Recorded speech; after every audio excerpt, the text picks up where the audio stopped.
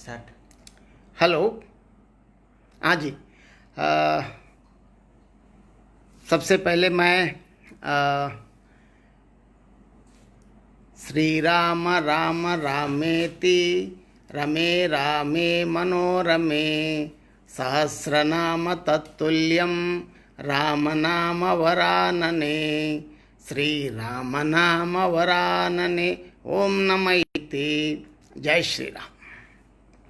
सबसे पहले आज इस रामायण संगोष्ठी में मुझको भी आमंत्रित किया है। आपके सामने राम से संबंधित कुछ विषयों के बारे में आपके साथ साझा करने के लिए मुझको ये सुअवसर दिया है। इसके लिए मैं प्रलेख प्रकाशन का मैं आभार व्यक्त करता हूँ।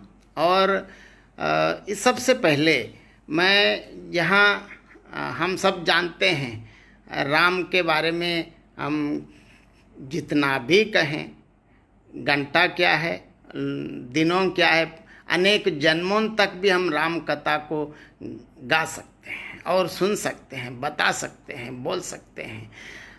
और ऐसी राम कथा या रामायण से संबंधित बातें करते वक्त आमतौर पर वाल्मीकि रामायण या तुलसी रामायण से, रामचरितमानस से, और मैं दक्षिण के भी कुछ रामायणों का मैं जिक्र करना चाहता हूँ।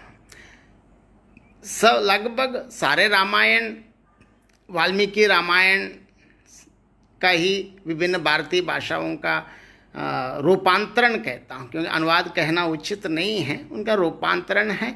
समय समय पर वहाँ के समसामयिक परिस्थितियों के अनुरूप रूपांतरण हुआ है। तेलुगु में अनेक रामायण हैं। इसके बावजूद भी राम की प्रासंगिकता और राम की विशिष्टता बताना मैं चाहता हूँ। तेलुगु में एक रामायण की कवयित्री है, उनका नाम है मोल्ला।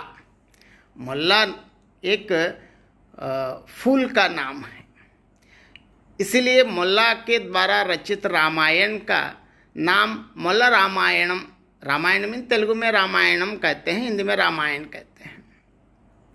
मोल्ला रामायण लिखने के बाद उनसे किसी ने पूछा था राम के बारे में, तो वो लिखने के पहले ही उन्होंने बढ़िया एक सुंदर पद मैं तेलुगु में पढ़ता हूँ और इसका हिंदी अनुवाद भी मैं बता देता हूँ। చెప్పమని రామచంద్రుడు చెప్పించిన పలుకు మీద చెప్పదనే నేనెల్లప్పుడు నిహపర సాధన మీ పుణ్య చరిత్ర తప్పులెంచకుడు కవుల్। यहाँ रामायण किसने कहा, मतलब वो रामचंद्र ने ही आज्ञा दिया है। क्या आज्ञा दिया है, तुम कह दो। चप्पमनि रामचंद्र, रामचंद्र ने ही राम कथा कहने के लिए చెప్పించిన పలుకు మీద చెప్పదనే నేనెల్లప్పుడు నిహపర సాధన, मतलब राम, ये मोल्ला के वाक्य हैं। मी पुण्य चरित्र, किस प्रकार का ये कथा है, अत्यंत कथा है। ऐसी राम कथा को कहते वक्त उन्होंने ये कह दिया, मेरी कवियों से, वो बहुत विनम्र अंतिम शब्द कहते हैं कि कवियों से कहते हैं कि मेरी गलतियों को आप गिनना नहीं, क्योंकि गलतियां कर सकती हूँ, लेकिन अत्यंत महान प्रतिभावान कवयित्री की इतनी अत्यंत विनम्रतापूर्वक निवेदन है। क्योंकि मुल्ला की गलतियां हम कहाँ निकाल सकते हैं, लेकिन वो मतलब यहाँ जब राम कथा की बात करते हैं, वास्तव में इसमें कहने के लिए हम कौन है? कहलवाना राम का काम है, राम ही कहलवाते हैं। प्रभु की इतनी कृपा है। इसके लिए और एक मैं तेलुगु के महान कवि पोतना का जो श्रीमद् भागवत का तेलुगु में रूपांतरित किया है, उनके एक कथा से मैं शुरू करना चाहता हूँ। क्योंकि हम सब जानते हैं पोतना एक बार ऐसे भागवत लिखते वक्त एक बार पोतना भी लगभग इसी प्रकार, जैसे मोल्ला ने जिस प्रकार कह दिया है कि श्री रामचंद्र ही मुझसे कहलवाया है, पोतना भी लगभग समान कहते हैं कि పలికడిది భాగవతమట పలికించెడివాడు రామభద్రుండంట. పలికడిది భాగవతమట పలికించెడివాడు रामभद्रुंडंट. मतलब भागवत जो लिखने वाला मैं हूँ, लेकिन लिखवाने वाला, कहने वाला, मुझको संदेश देने वाला, आज्ञा देने वाले, मुझको लिखवाने की जो प्रेरणा है देने वाले प्रभु श्री रामचंद्र हैं. और ये बहुत कथा प्रचलित हैं. एक बार भागवत लिखते वक्त पोतना एक पद की जो 4 चरणों में 3 चरण लिख चुके हैं, लेकिन एक चरण किसी कारणवश उनको लिखने में शायद वो असमर्थ हो गए हैं. बार बार कोशिश किया, इसके बावजूद भी क्या हुआ, अंतिम चरण वो नहीं लिख पाए. लेकिन ठीक है, अभी मैं नहीं लिखूंगा, अभी जाके खेती बाड़ी का काम करते थे. सो मैं अभी खेती बाड़ी में, मतलब खेत में जाके अपना खेती बाड़ी का काम करते हुए अब काम करके मैं आके शाम को या कल देख लूँगा बोल के चले गए.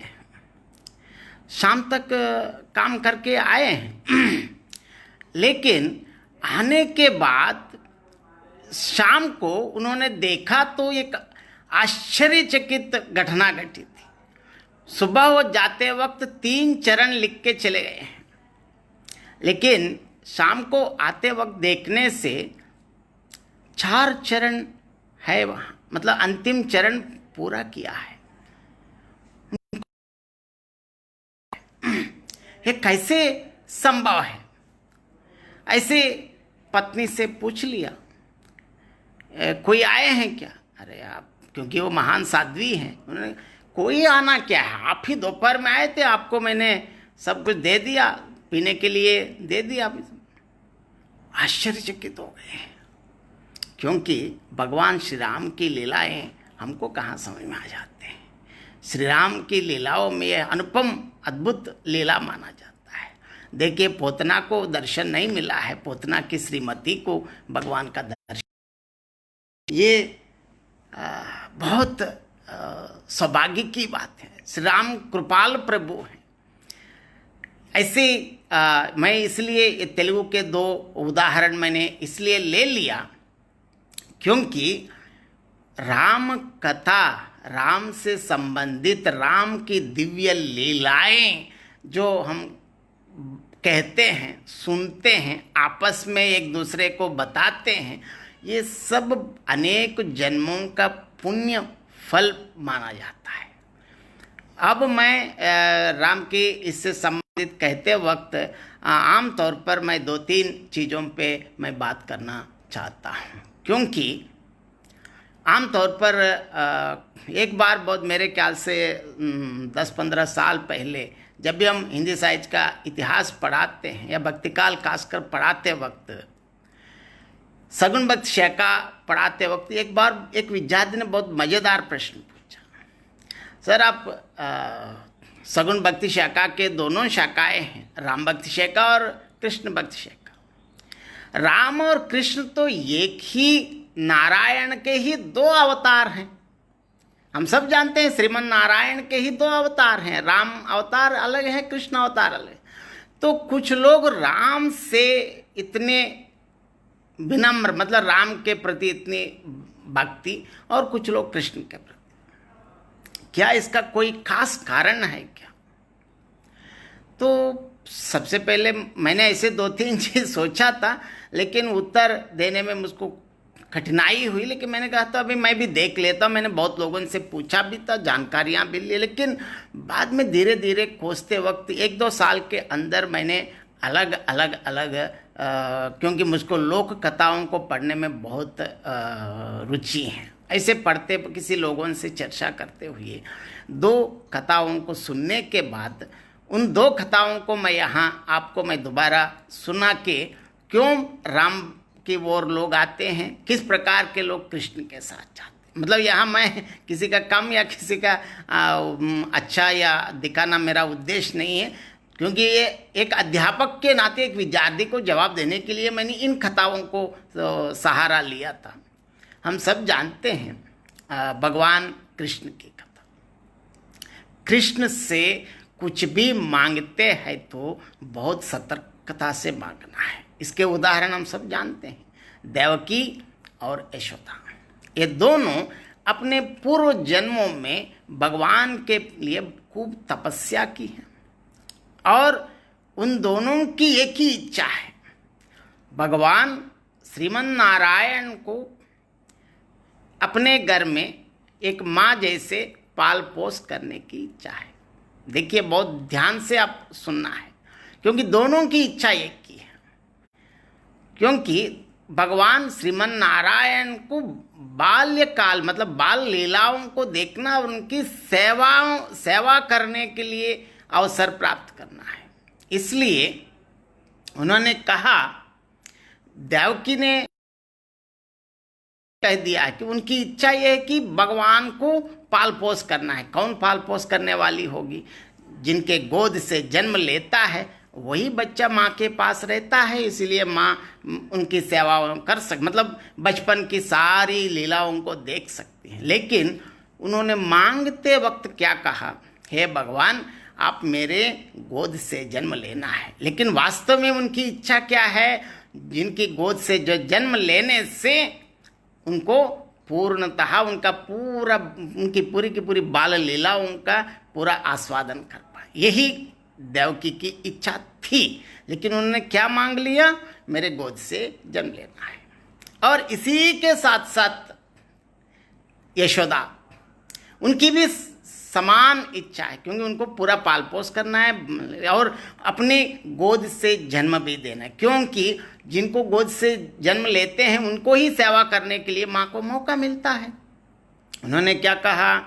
आपकी बचपन की पूर्ण देखभाल करने के लिए अवसर दे दो। इसका मतलब क्या है? किसको दे सकते हैं? जिनकी गोद से जन्म लेते हैं उनको ही मिलता है। दोनों की इच्छा एक ही है, लेकिन मांगते वक्त उनकी इच्छा है कि दोनों की इच्छा है कि उनके गोद से भी जन्म देना है, भगवान कृष्ण की संपूर्ण सेवा करना है बचपन की खासकर। लेकिन एक इच्छाएं एक होने पर भी मांगते वक्त एक ने क्या मांग लिया? आप मेरे गोद से जन्म ले, और एक ने कहा कि मेरे हाथों से आपका लालन पालन करना है। तो आप भगवान कृष्ण इतने जगन्नाटक सूत्रधारी कहते हैं, उनकी लीलाओं को हम कहाँ देख सकते हैं। तब कृष्ण ने क्या किया? इनके लिए 2 बार जन्म लेने के लिए कष्ट नहीं किया।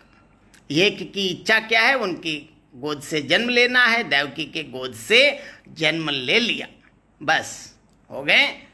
उसी रात व्रज चले गए हैं और पूरा बालक का जितनी भी जो समय है और यशोदा से सारी सेवाएं ले ली हैं। इसका मतलब कृष्ण से मांगते वक्त बहुत सतर्क रहना है। कृष्ण ऐसे भक्त प्रिय हैं, भक्त जो भी मतलब ऐसे देते हैं कि जैसे मांगे वैसे भगवान देता है, जल्दी मतलब बहुत शीघ्र ही प्रसन्न हो जाते हैं। लेकिन कृष्ण हम सब जानते हैं महान राजनीतिज्ञ हैं, महान मतलब कृष्ण से आप जैसे मांगते हैं वैसे मिल जाते, लेकिन उसके आप अंदर एक सोच के बाहर ये भी हो सकता है, ऐसा सोच के नहीं चलता है।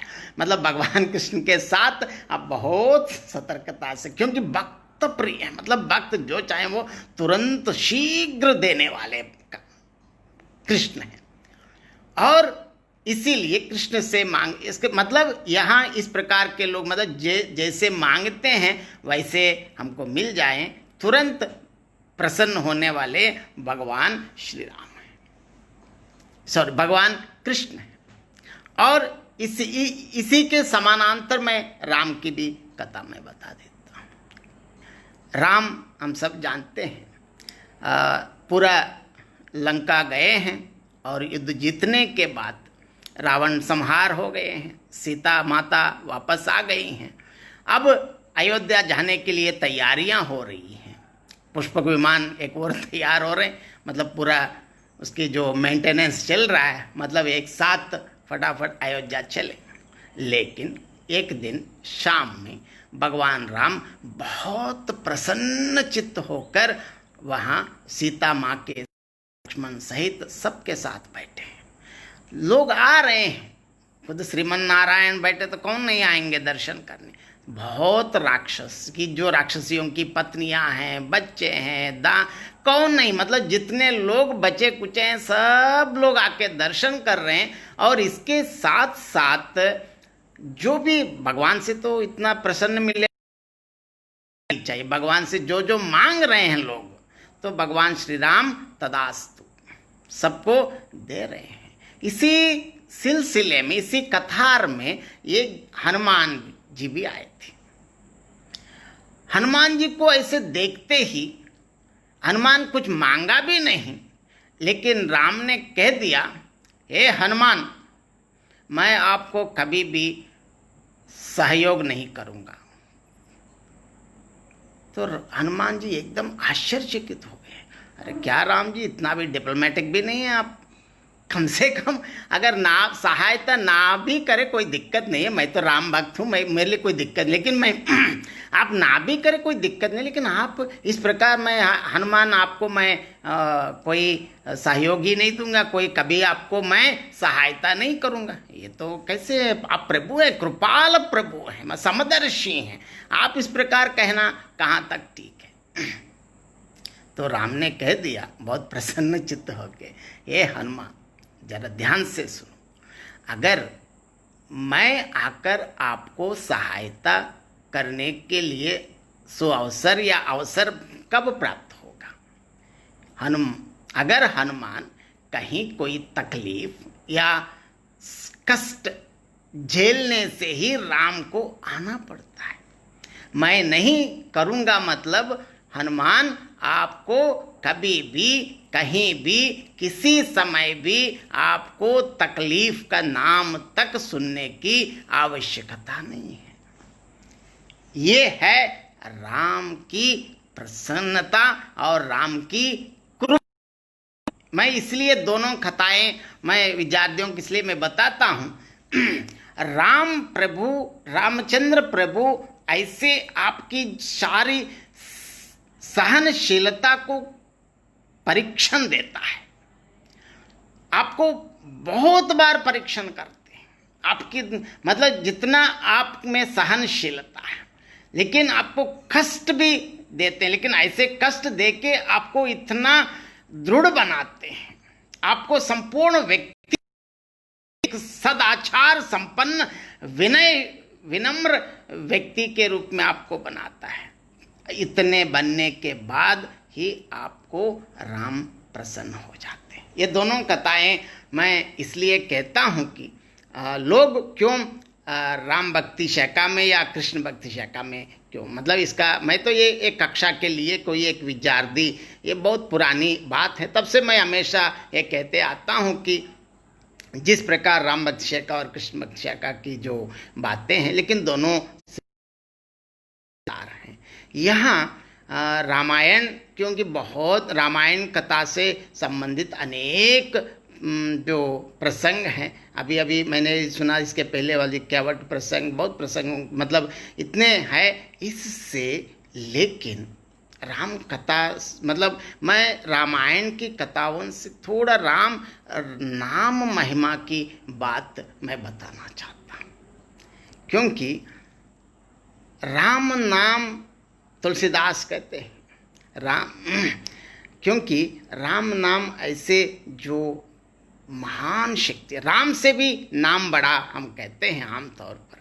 क्यों राम से भी नाम बड़ा महान है, इसके लिए हनुमान जी की एक प्रसंग से मैं आपको अवगत कराना चाहता हूँ। राम से भी नाम क्यों बड़ा है, क्योंकि खासकर कलयुग में नाम स्मरण की बहुत महत्व है। राम नाम स्मरण से ही सब कुछ चले जाते हैं, सारे कष्ट तकलीफ, पाप सब नाश हो जाते हैं। इसके लिए भी एक महत्वपूर्ण कथा है। मैं यहाँ इस कथा का भी मैं बताना चाहता हूँ, क्योंकि जहाँ रामायण हम सब जानते हैं, वापस सीता के साथ लौटने के बाद राम सभा में बैठे हैं और राम दर्शन करने के लिए देश भर में विविध प्रांतों से अलग अलग लोग ही नहीं, बड़े बड़े लोग और राजा चक्रवर्ती तक, जो भी राजा हैं सभी लोग राम, क्योंकि भगवान राम का दर्शन कौन नहीं चाहते हैं, आए हैं। और ऐसे आने वालों में एक काशी के एक राजा भी था, क्योंकि वो क्योंकि राम से मिलने के जो आकांक्षा के कारण बहुत जल्दी मतलब बहुत शीघ्र जोर जोर से रथ में आ रहे हैं। तो इसी बीच में नारद आकर रोका है, हे राजा जरा रुकिए। तो नारद हम सब जानते हैं महान ऋषि है, देव ऋषि है। तो उन्होंने प्रणाम किया, क्या ऋषिवर आप बताइए क्या बात है, आप मुझको क्यों रोक रहे हैं। तो नारद ने पूछा, हे राजन कहाँ जा रहे हैं। तो राजा ने उत्तर दिया, जी आप तो त्रिकाल दर्शन कर सकते हैं, आपको सब मालूम है, के बावजूद भी मुझसे पूछा है तो मुझे उत्तर देना एक मर्यादा है। मैं इसीलिए उत्तर देता हूँ कि मैं अयोध्या जा रहा हूँ, भगवान श्री राम का दर्शन करने जा रहा हूँ। तो ठीक है, जाइए दर्शन कर लीजिए, लेकिन दर्शन करते वक्त करो। तो आपका भी मैं, अरे आप आदेश दिए तो ना कहने का सवाल ही कहाँ है, आप देव ऋषि हैं, नारद की बात तो कौन टाल सकते हैं, ये तो सवाल ही नहीं है। ठीक है बताइए, मैं जरूर, यह तो आज्ञा है, आदेश दीजिए। बता दिया। नारद ने कहा था कि ठीक है, आप सभा में जाने के बाद राजा को तो आप नमस्कार करेंगे, वो अलग बात है, लेकिन वहाँ बाजू में राम के गुरु विश्वामित्र रहता है, उनको नमस्कार मत करना। तो संदेह आ गए, अरे विश्वामित्र जो सब जानते हैं, जल्दी क्रोध भी हो जाते हैं, क्रोधित भी होने की संभावना है, लेकिन आप तो कहने से कैसे मैं इनकार करता। ठीक है, लेकिन इससे कुछ हो, वो डर गए, लेकिन कोई दिक्कत नहीं, कुछ नहीं होगा, मैं हूँ, जाओ। तो सीधा काशीराज गए हैं। जाते ही भगवान श्री राम का दर्शन, मतलब सारे लोगों के दाता, समवर्ती श्रीमन नारायण का साक्षात दर्शन जाते जाते ही उन्होंने वहाँ काशीराज साष्टांग दंडवत प्रणाम किया, साष्टांग दंडवत प्रणाम किया। इसके बाद बाजू में विश्वामित्र बैठते हैं, कम से कम उनकी ओर देखकर एक हंसी, कम से कम एक स्मित, क्योंकि हम आए, लेकिन अनदेखा, विश्वामित्र को अनदेखा करके वापस आके वहाँ सभा में एक जगह बैठते हैं। यह देखकर विश्वामित्र को लगा कि बहुत अपमानित लगा, क्योंकि राम को तो साष्टांग दंडवत प्रणाम किया, लेकिन राम के गुरु हूँ मैं, कम से कम मुझको विश भी नहीं किया, तो गलत चीज़ है।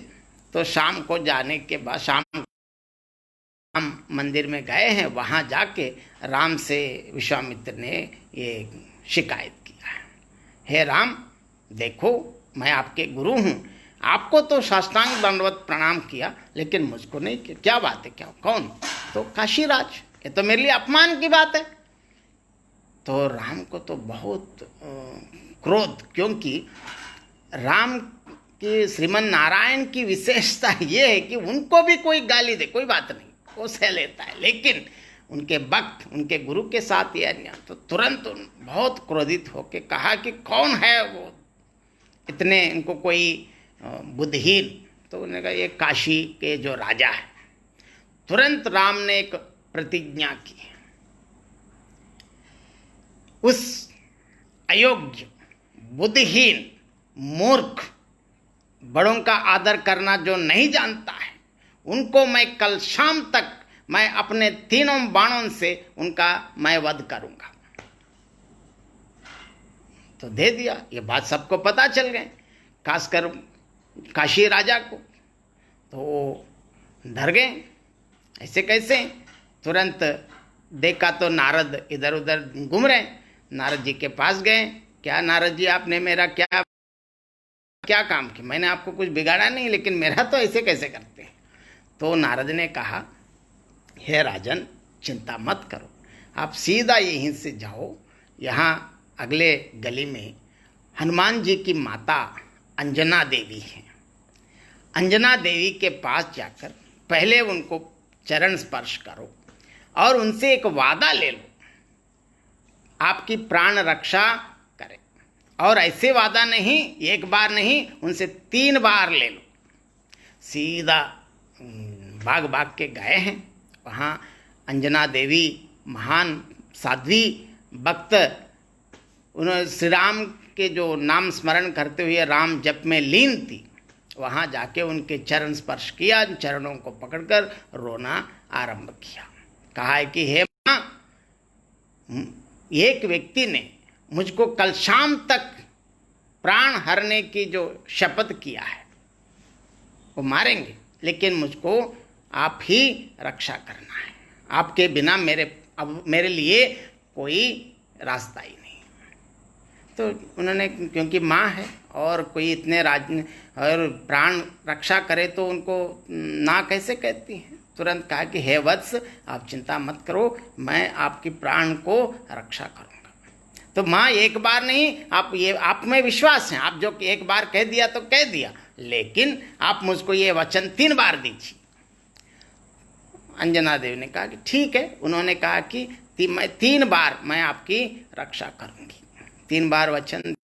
तब उठ के तब पूछा है, अरे आप ये बताइए, आपको कौन वध करना चाहते हैं? तब उन्होंने असली चीज रिवील किया। क्या किया? भगवान राम। तो अंजना देवी बहुत गड़बड़ाई। राम अगर एक शब्द कहने पर भी वो सत्य हो जाता है। खुद भगवान राम ही आपको वध करने के लिए प्रतिज्ञा की, इसका मतलब अब आपको रक्षा कैसे करूं? लेकिन मैंने तो वादा दे दी। इसी बीच में वहाँ हनुमान जी पहुँच गए हैं। हनुमान जी को देखते ही, आते ही प्रणाम किया। अंजना देवी ने कह दिया कि हनुमान, अभी अभी मैं आपको ही मैं सोच रही हूँ कि आपको याद कर रही हूँ, तो आप ही आ गए। लेकिन इसमें एक समस्या है। इसके लिए मैंने एक वचन दे दिया कि इसको मैं बिल्कुल उनकी प्राण की रक्षा करूं, लेकिन इनके खिलाफ भगवान श्री राम ने उनका वध करने के लिए प्रतिज्ञा ली। अब कैसे? हनुमान जी तो बहुत गड़बड़ाए। अरे भगवान श्री राम की बात तो कौन टाल सकता? मैं तो हनुमान हूँ, भगवान जो भी कहते हैं मेरे लिए आदेश है, तो इनको मैं कैसे रक्षा करता? हनुमान, मैं भगवान से कैसे लड़ूं? एक गलत चीज़ है। नहीं नहीं, ऐसा नहीं। आपने माँ को अब मैं माँ के रूप में मैं आपको आदेश दे रही हूँ, आप इसको रक्षा करना ही आपका फर्ज है। माँ की बात आप नहीं मानेंगे। तो हनुमान जी तो बहुत संदेह में पड़ गए। सोचा था कि ठीक है, माँ, ये तो एक और माँ का आदेश है और एक श्री राम का, तो बहुत असमंजस में पड़ गए। लेकिन ऐसे जाते, चलो हम देखेंगे बोल के काशीराज को लेके गए। इस बीच में नारद से मिला था। नारद ने कहा, और आप ऐसा नहीं, आप माँ से ही पूर्णतः बात सुन लो, माँ से ही पूछ के करो। फिर अंजना देवी से पूछ। अंजना देवी ने अंत में सोच कर वो कहती है, हे हनुमान, अब सीधा राम के पास ही जाओ। जाके क्या करना है? राम से एक वर मांगो। क्या वर मांगना है?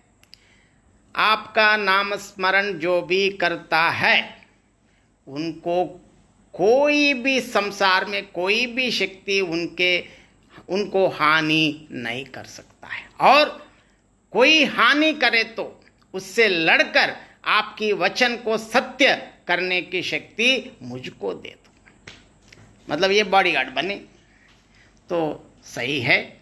सीधा काशीराज के साथ गए हैं, अयोध्या राजमहल तक पहुंच गए हैं, काशीराज को बाहर खड़ा कर दिया और सीधा अंदर जाके हनुमान जी राम से पूछे, हे श्री राम, पूछा है कि अभी क्यों आए हैं? नहीं, आपसे एक बात पूछ रहे, एक वर मांगना। अच्छा, आप तो कुछ कभी भी कुछ नहीं मांगा है तो मैं एक वर दे दूं, कोई बात नहीं, क्या चाहिए? तुरंत कहा है कि राम नाम स्मरण करने वालों को कोई भी शक्ति उनको हानि ना कर पाए, और अगर उनकी कोई हानि करने वाले हैं तो उससे पूर्णतः लड़ने की शक्ति मुझको दे दो, और राम नाम स्मरण करने वालों की पूर्णतः रक्षा करने की ताकत शक्ति मुझको दे दो। तो राम ने कहा कि तदास्तु। तुरंत बाहर आ गए और काशी राजा को लेके गए हैं सरयू नदी में, क्योंकि हम सब जानते हैं सरयू नदी की क्या स्थिति, क्योंकि सरयू नदी में स्नान करना मतलब सकल पापों का हरण है। ऐसे पवित्र सरयू नदी में उन्होंने ले जाकर बता दिया, नदी के बीच में जाओ, वहाँ खड़े होके हमेशा मतलब सदा सदा लगातार श्री राम नाम स्मरण करो, श्री राम नाम जप लो, राम नाम छोड़ना नहीं। तो चल रहा है, तो इधर आज्ञा प्रतिज्ञा पालन करने का समय आ गए हैं। उनके तीनों बाण में पहला बाण राम ने छोड़ दिया, सीधा राम बाण का तो हम सब जानते हैं, उनका तो कोई इस संपूर्ण विश्व में राम बाण को कोई रोक नहीं सकता, रोकने की कोई शक्ति किसी के पास नहीं है। और राम शक्ति क्या है, भगवान की शक्ति क्या है, और कभी समय मिले तो अलग संदर्भ में और एक बहुत कथा चर्चा करेंगे। लेकिन वहाँ तक जाते ही वहाँ राम नाम लगातार राम राम बोल रहे हैं, और नदी के पहले हनुमान जी गदा लेकर खड़े हैं। तो वो बाण वहाँ तक जाके काशीराज तक नहीं पहुँच पाए, सीधा वापस आकर राम से बहुत विनम्रता पूर्वक, हे राम क्षमा कीजिए, वहाँ वो राम नाम स्मरण कर रहा है और दूसरी चीज़ें हनुमान वहीं पे बैठे हैं, तो मैं उनका प्राण नहीं हरा पाया, तो क्षमा करो। राम को तो, क्योंकि राम की आज्ञा का पालन ना करना मतलब ये तो कैसे संभव होता है, तो सीधा और बहुत क्रोधित होकर और दूसरा बाण, फिर दूसरा भी वही हाल है। तो ये क्या हो रहा है? इसी बीच में ये समाचार संपूर्ण नगर में पता चल गए, लोग देखने आ रहे हैं क्या क्या हो रहा है कि राजा को राम ने मारने के लिए प्रतिज्ञा की है और ऐसे बाण जा रहे हैं, आ रहे हैं, हनुमान जी वहीं पर खड़े हैं। ऐसे हम सब जानते हैं लोक में कथाएं किस प्रकार जल्दी जल्दी अफवाहें फैल जाते हैं, ऐसे ही फैल गई हैं समाचार, लोग आ रहे हैं। और अंत में राम, इसका क्या स्थिति है देखने के लिए आते वक्त, इसी बीच में वशिष्ठ हम सब जानते हैं राम के दरबार के और उनके मुख्य पुरोहित हैं, क्योंकि अगर इस राम इतने क्रोधित हैं कि इस क्रोध में हनुमान के साथ कोई कुछ ना कर बैठे, क्योंकि हनुमान जी हम सब जानते हैं। तो उन्होंने कहा कि थोड़ा आप राम से शांत वचन बता रहे हैं, लेकिन वहाँ जाके देख रहे हैं। हनुमान जी खुद बैठे हैं। और इस बीच में क्या हुआ, काशीराज बार बार नाम जप करते करते तक गए हैं, मतलब उसका कंठ राम बोलने में असहाय होते वक्त हनुमान जी ने क्या किया, अपनी शक्ति को काशीराज में प्रवेश करके उनको देकर वो लगातार नाम स्मरण करने की फिर उनको ताकत दी। राम, एक और राम नाम चल रहा है, राम राम राम राम चल रहा है, और इसी बीच में वहाँ विश्वामित्र भी पहुँच गए हैं। तो पता चला, विश्वामित्र से कहा है कि और सभी लोगों ने कहा है कि हनुमान जी ने तुरंत काशीराज से कहा, देखो आप विश्वामित्र के पास जाकर उनको चरण पकड़ो और माफ़ी मांगो। तो काशीराज ने वैसे ही किया। विश्वामित्र प्रसन्न हो गए और राम से कह दिया है कि आप लेकिन और इसको तो क्षमा कर दीजिए। राम ने तो क्षमा किया, लेकिन इस कहानी, इस कथा का मूल ये है कि राम नाम स्मरण की महिमा, क्योंकि इसलिए मैं राम नाम स्मरण की महिमा की ये बात इसीलिए मैंने कहा था कि जो राम, क्योंकि राम से नाम बड़ा ऐसा आमतौर पर हम बोलते हैं, इसका कारण ये है कि बहुत राम नाम जो लगातार जपते रहते हैं उनके पास राम बाण भी नहीं पहुंच पाते तो कोई कष्ट आ सकता है क्या? आने का तो कोई सवाल ही नहीं है। मतलब ये राम नाम महिमा के बारे में बताने की ये बहुत, इस कथा मैंने आपके साथ साझा किया। और इसके साथ साथ बहुत ऐसी मैं रामायण की कथा, मतलब भगवान राम की और एक विशेषता, खासकर मैं जब भी हम भक्ति की जो बात करते हैं तो हमारे भारतीय सनातन धर्म की विशिष्टता क्या है हम सब जानते हैं। भगवान है, उनको कुछ भी कर सकते नहीं। हमारे ऐसे सनातन धर्म है, श्रीमन नारायण विष्णु इस संपूर्ण सृष्टि के पूरा कर्ता धर्ता सभी एक ही हैं, हम सब जानते हैं। इसके बावजूद भी अगर उनके लिए कोई अपवाद हो सकता है, नहीं, उनके भी अपवाद नहीं है। इसके लिए इसलिए हम राम को मानते हैं कि इसके लिए भी मैं रामायण के अंतिम समय का एक प्रसंग के द्वारा कोई अपवाद नहीं, मतलब सबके साथ समान नियम। इसके लिए एक उदाहरण मैं आपके साथ पेश करना चाहता हूँ। हम सब जानते हैं रामायण तो वापस आने के बाद सीता वनवास ये सब हो गए हैं, लगभग अंतिम समय तक आते राम, अनेक कहते हैं कि 10,000 वर्षों तक राम ने राज्य किया, ऐसे बताते हैं। एक दिन क्या हुआ, यमधर्म राजा यम तो आए हैं, लेकिन वो अपने वेश में नहीं, वेश बदल कर आकर बाहर लक्ष्मण खड़े थे। लक्ष्मण से कहा कि मैं राजा राम से मिलना चाहता हूँ, लेकिन एक शर्त, जब तक मैं अंदर रहता हूँ कोई अंदर प्रवेश नहीं करना। अगर आए मतलब आपका सारा वंश नाश हो जाता है, ऐसे शाप दूंगा, बता दिया। तो ठीक है, आप चलिए, बता दिया। अंदर गए हैं। अंदर जाने के बाद क्या हुआ, भगवान श्री राम बैठे हैं तो यमधर्मराज प्रकट हो गए और नमन किया और हालचाल पूछ लिया और भगवान के स्तोत्र किया, क्योंकि बार बार भगवान थोड़े ही मिलता है, इसीलिए उन्होंने स्तोत्र करके भगवान को प्रसन्न करके भगवान पूछा है कि क्या बात है, आप क्यों आए हैं? आपको तो सब विदित हैं, आपको तो बताने की कोई ज़रूरत नहीं है।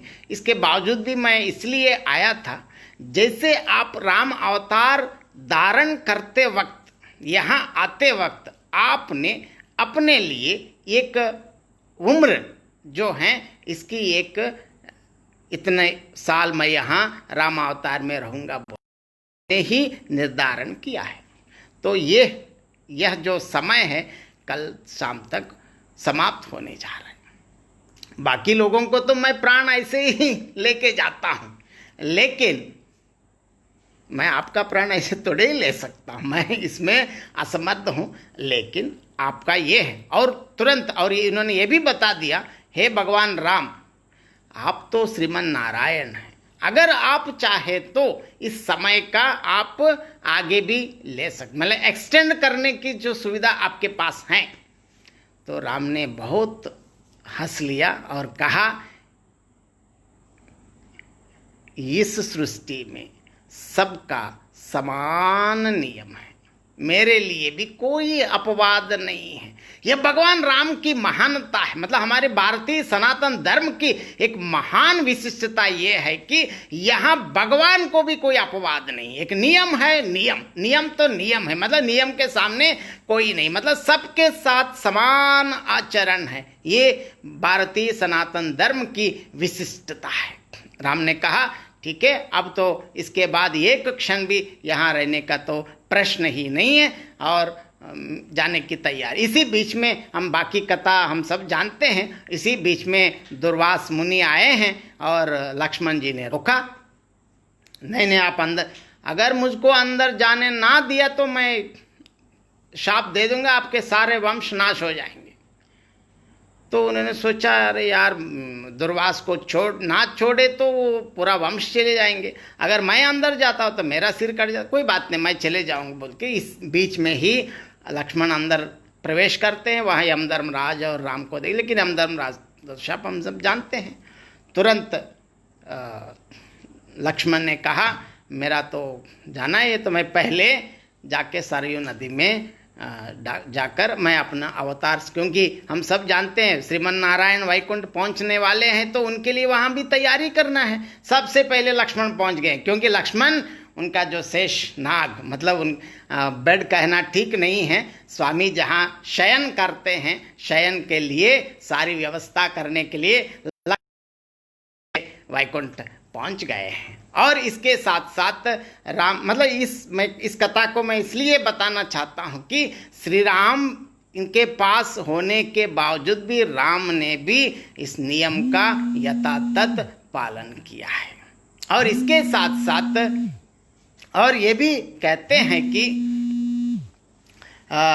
राम अब तुरंत अगले दिन सरयू नदी में जाकर अपनी अवतार समाप्ति के लिए समय रखा है। तो राम खुद राजा है, हम सब जानते हैं अयोध्या में, और उन्होंने कहा कि राम खुद अवतार समाप्ति के साथ साथ भरत शत्रुघ्न सब वापस जाए। ये सारी बातें अयोध्या में फैल गए। तो अयोध्या के प्रजा हम सब जानते हैं, राम के बिना अयोध्या तो आई ही नहीं, अयोध्या के प्रजा आई ही नहीं। सारे लगभग उन दिनों के अनुसार लगभग माना जाता है कि 10,000 की आबादी है, लेकिन सब लोग सरयू नदी के पास पहुंच गए। राम नहीं है तो हम कहाँ रहेंगे, हम भी सरयू नदी में डूबेंगे। तो बहुत समस्या आ गई। तो तुरंत राम ने देखा, राम के लिए तो वैकुंठ जाने के लिए सारी तैयारियां तो आई ही, ब्रह्मदेव आए हैं ले जाने के लिए, सारी तैयारियां की है, सब फ्लाइट वाइट सब तैयार हैं।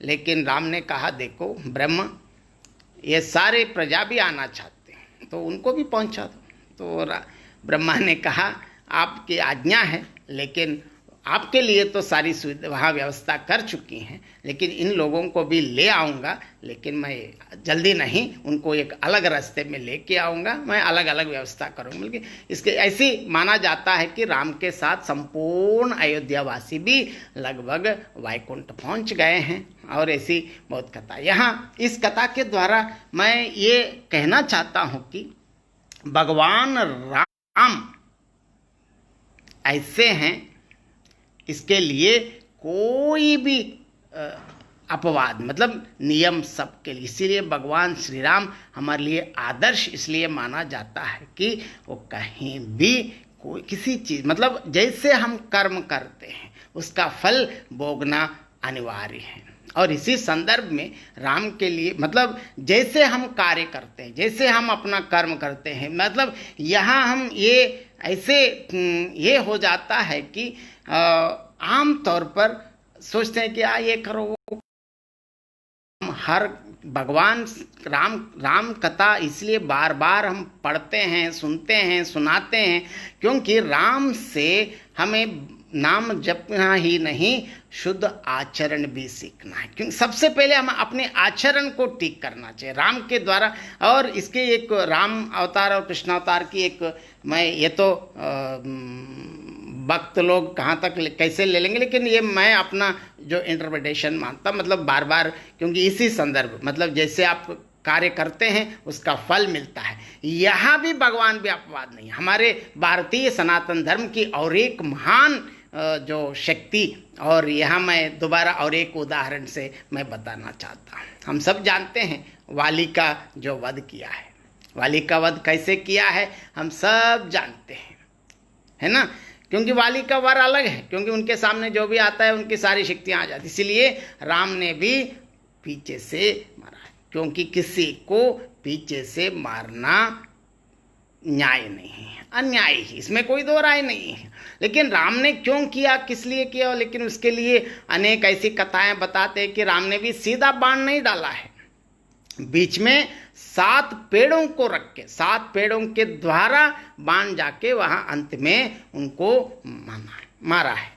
लेकिन पीछे से तो मारा है, गलती तो गलत है, गलत तो गलत ही, इसमें कोई दो राय नहीं। मतलब हमारी भारतीय परंपरा में, हमारे वेदों, हमारे धर्म में ये स्पष्ट लिखा है कि जो कार्य हम करते हैं उसका परिणाम भोगना हमारा ही फर्ज है। मतलब हमारे अलावा कोई नहीं भोगेंगे, अच्छा करो या बुरा करो, इसका फल खुद हमको भोगना पड़ता है, या इस जन्म में या आने वाले अनेक जन्मों में। यहाँ राम का, इसीलिए मैं यहाँ वाली का क्योंकि राम ने क्या किया, पीछे से मारा। तो राम भगवान है, इसका अपवाद ऐसी कोई बात नहीं, राम ऐसा नहीं किया, राम इसका परिणाम भी स्वीकार किया। कैसे हम सब जानते हैं, इसके जो ये है, इसका जो आगे कृष्णावतार हम सब जानते हैं। कृष्णावतार की समाप्ति में, कृष्ण अवतार समाप्ति कैसे हुआ हम सब जानते हैं। सब हो गए, महाभारत कुरुक्षेत्र हो गए, यदुवंश का नुकसान हो गए, सब नाश हो गए। अंत में कृष्ण अपनी अवतार समाप्ति के लिए बैठे हैं। बैठते वक्त अपने जो ऐसे बैठते हैं, उनकी जो पाँव की जो अंगूठी ऐसे दिखा है, से एक शिकारी को ऐसे लगा है कि वह एक चिड़िया है की आंख है। पीछे से सीधा बाण डाला और बाण लगते ही श्री कृष्ण ने अवतार समाप्त किया। यह इसलिए मैं ये उदाहरण बताना चाहता हूँ, क्योंकि राम वाली को पीछे से मारा था और कृष्ण के साथ भी वही हुआ। मतलब मैं ये उदाहरण इसलिए मैं बताना चाहता हूँ क्योंकि भगवान राम ने भी जो किया उसका फल उनको मिला है तो हम कहाँ हैं। इसका मतलब भगवान राम अपने अवतारों के माध्यम से अपने विभिन्न जन्मों में हमको ये सिखाते हैं कि आप जो कार्य करते हैं उसका फल आपको भोगना ही पड़ता है। राम आचरण, इसलिए राम हमेशा, क्योंकि खुद आचरण करके दिखाए हैं। हम कहीं उन्होंने कोई उपन्यास, मतलब ऐसे उन्होंने कुछ लिखा ही नहीं ऐसे कि मैं ये करूं वो करूं, आप ये कर लीजिए, आप ये कर लीजिए, ये ना कर लीजिए, कुछ नहीं कहा, अपने आचरण से दिखा के किया है। इसलिए मैं इस प्रकार की जो कथाएं बहुत बताते हैं और किसी को भी इसमें कोई अपवाद नहीं है। राम की जो इस कथा के द्वारा राम ने ये साबित किया है, यह आदर्श प्रस्तुति किया है कि आप इस जन्म में ही नहीं, कहीं भी आप अपने कर्मों का फल भोगना पड़ता है। इसीलिए हम राम कथा से हम ये सीखना चाहिए कि हम अपने आचरण को ठीक करना है, आचरण की शुद्धि। क्योंकि बाह्य शुद्धि भी है, लेकिन बाह्य शुद्धि एक हद तक की, लेकिन इससे ज़्यादा अंतः शुद्धि, मतलब वचन शुद्धि, मतलब किसी को ऐसे वाक्यों, मतलब किसी को ठेस नहीं पहुंचाना, क्योंकि ऐसे अनावश्यक कटु शब्दों का प्रयोग करने से उनका मन दुखता है। ऐसा कोई कार्य नहीं करना चाहिए। और इसके साथ साथ मैं भगवान राम की जो अपार कृपा की कथाओं में मैं खासकर फिर दोबारा और एक बार दक्षिण प्रांत की और एक कथा से मैं बताना चाहता हूँ। हम सब जानते हैं जहाँ आंध्र प्रदेश, अभी तो तेलंगाना के अंदर आ गए हैं, जहाँ भद्राचलम, उसी को भद्राद्री कहते हैं, यहाँ वहाँ ये माना जाता है कि राम वहाँ सीता के साथ बहुत दिन रह चुके हैं और वहीं से सीता का अपहरण हुआ है। बहुत कथाएं प्रचलित हैं, लेकिन 400 साल पहले कंचरलग गोपन्ना नामक, उसके बाद में रामदासु नाम से बहुत प्रचलित हैं, उन्होंने क्या किया, राम वहाँ भी एक राम की कृपा ऐसे हैं, वहाँ भी एक बहुत जनजाति के एक स्त्री महान भक्त है, ऐसी भक्तिन है कि वो हमेशा राम राम, उनको तो एक दिन स्वप्न में राम ने और कहा कि मेरी कुछ मूर्तियां यहाँ हैं, आप उनकी जो करो। तो वहाँ से जो राम की जो प्रतिमाएं, राम सीता लक्ष्मण की प्रतिमाएं मिली और उनकी पूजा पाठ करती थी।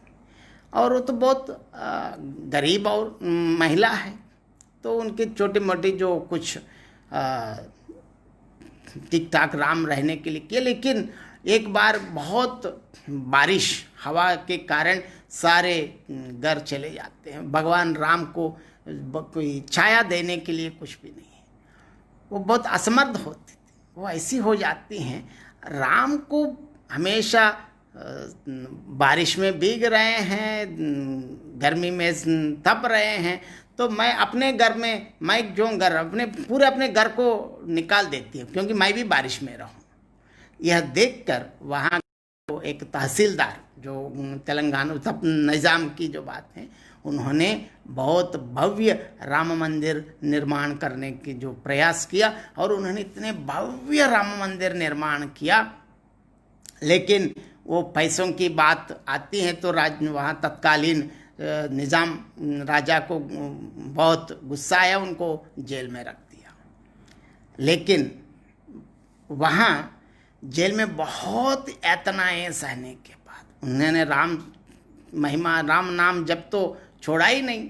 अंत में राम लक्ष्मण ऐसे आए हैं, वहाँ के निज़ाम के जो तानिशा नामक राजा के स्वप्न में दर्शन दिया और उनके जितने पैसे दान किया वो सारे पैसे उनको अदा कर दिया।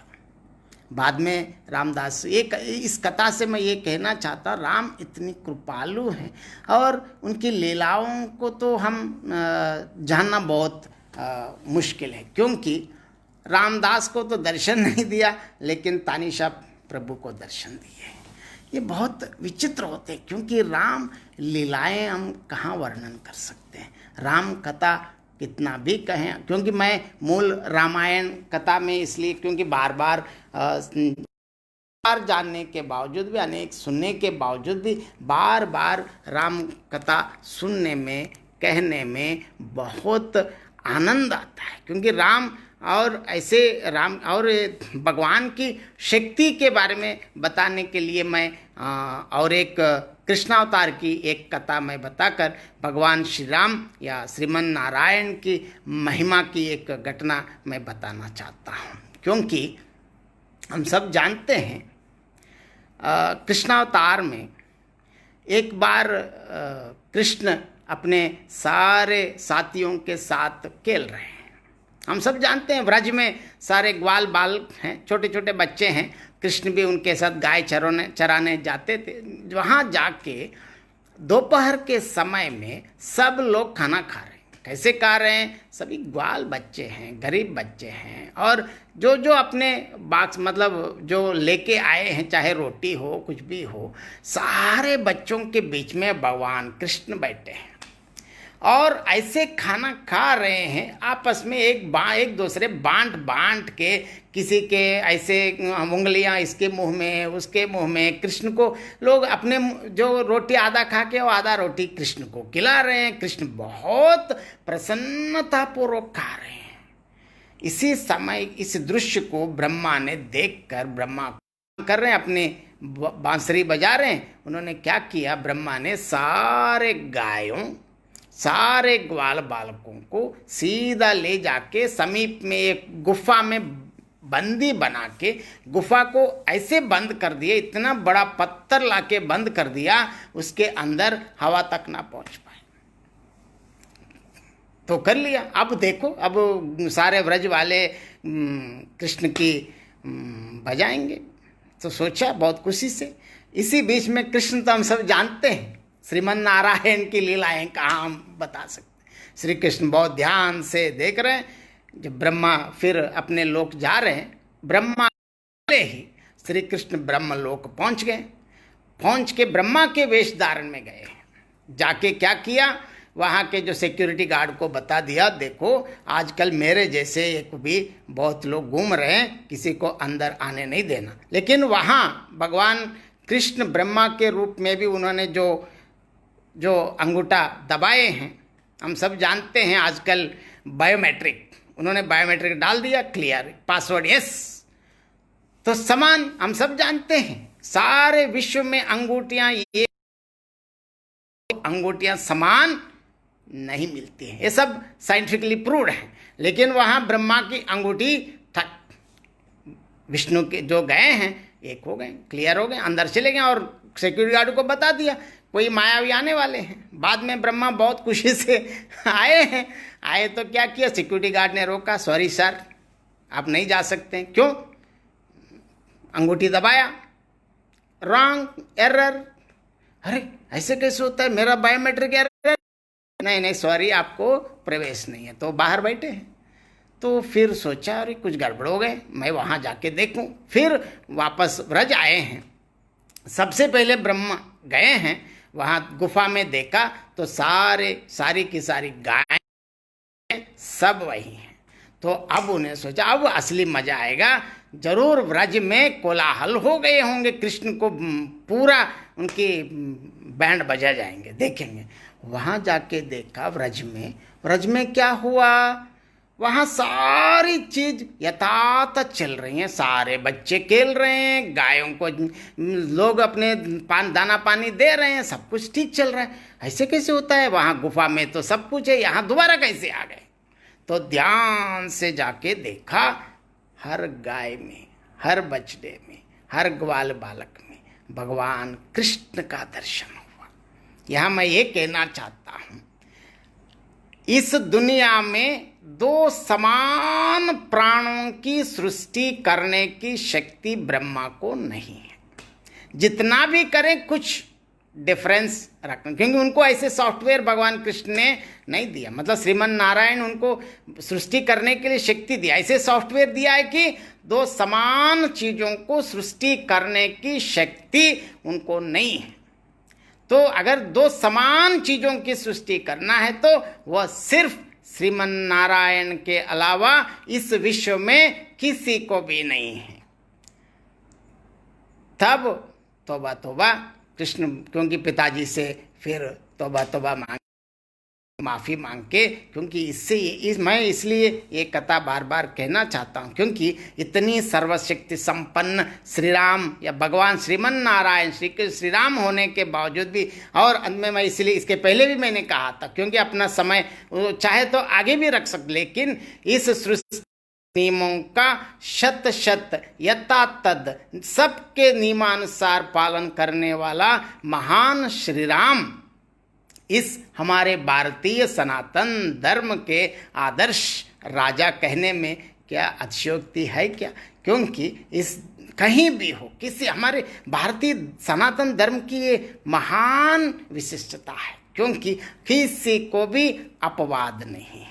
कोई भी चीज़, मतलब आप कुछ भी करें, जो अच्छा करे अच्छा फल, बुरा करे बुरा फल, इसका कोई भी किसी, मतलब भगवान से लेकर साधारण, मतलब अन्य अनेक प्राणियों तक। मैं इसलिए बार बार रामायण की बात करता हूँ, इसके साथ साथ मैं कृष्ण को भी छोड़ता हूँ, क्योंकि भगवत गीता में भगवान कृष्ण बार बार ये जिक्र करते हैं कि इस सृष्टि में 84 लाख प्राणियों का समान हक है, अधिकार है। ये इतने महान देश हैं, हमारे वेदों के जो यहाँ जन्म दिया है, ऐसे महान इस देश में खासकर हम रामायण की जितनी भी हम बात करते हैं, रामायण के बारे में बात करना मतलब या सुनना पढ़ना, ये मेरे ख्याल से तो ये हम नहीं कर पाते हैं। सिर्फ भगवान की कृपा के अलावा, भगवान की कृपा से ही हम राम नाम जप कर सकते हैं। अगर राम नाम लगातार जपें, अगर राम क्या नहीं देते हैं। इसका उदाहरण मैं अपने आप को खुद भी मानता हूँ, क्योंकि मैं ऐसे हूँ। मैं यहाँ आज इतने लोगों के सामने राम कथा कहने के लिए मुझको यह सुअवसर दिया है, तो यह भगवान श्री राम की कृपा के अलावा कुछ नहीं है। और इसके लिए मैं सबसे पहले प्रभु श्री रामचंद्र जी को क्या कहता हूँ, क्योंकि ये जीवन ही उनका है। लेकिन भगवान के बारे में दो शब्द बोलने के लिए जो ताकत दिया है माँ सरस्वती को और सबको, मैं सबको अदा करता हूँ। और यह जो सबसे आज क्योंकि मैं आमतौर पर कक्षा में पढ़ाता हूँ अलग है, लेकिन यहाँ इतने लोगों के साथ रामायण पर, राम की कथा पर, राम की विशेषताओं पर मैं जो जानता हूँ, क्योंकि मैं खासकर बहुत बार विद्यार्थियों को समझाने के लिए छोटी छोटी लोक कथाओं पर मैं बहुत आधारित हूँ, क्योंकि इन लोक कथाओं से, इन कथाओं की बात नहीं, कथाओं से समझने, इससे ज़्यादा इनसे सीखने की ये विषय है कि हम कैसे आचरण करना है, राम को किस प्रकार हमें लेना है, राम कथा से, राम जीवन से। क्योंकि राम ने कहीं कुछ भी नहीं कहा है, खुद आचरण करके दिखाए हैं, वही राम की विशिष्टता है। ऐसे नाम वरानने ओम नमः इति। जय श्री राम, जय श्री राम, जय श्री राम।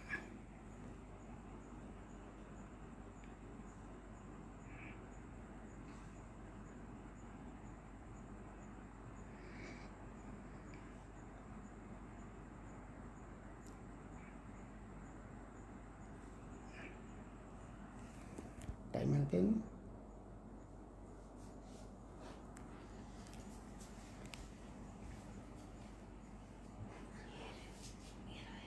7:20। जितेंद्र जी,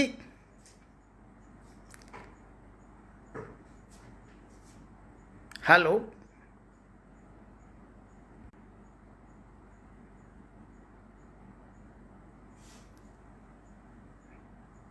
हेलो।